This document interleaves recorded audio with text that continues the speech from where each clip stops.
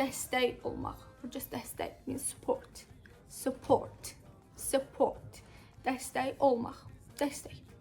For example, mənim üçün göstərdiyin dəstəyə görə təşəkkür edirəm. Mənim üçün göstərdiyin dəstəyə görə çox təşəkkür edirəm. Mənim üçün göstərdiyin dəstəyə görə çox təşəkkür edirəm.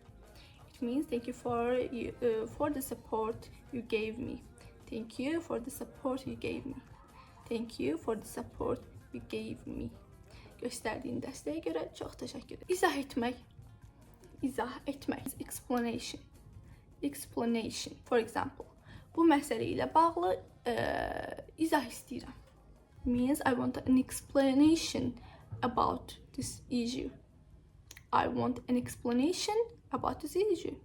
Bu məsələ ilə bağlı izah istəyirəm. I want an explanation about this issue.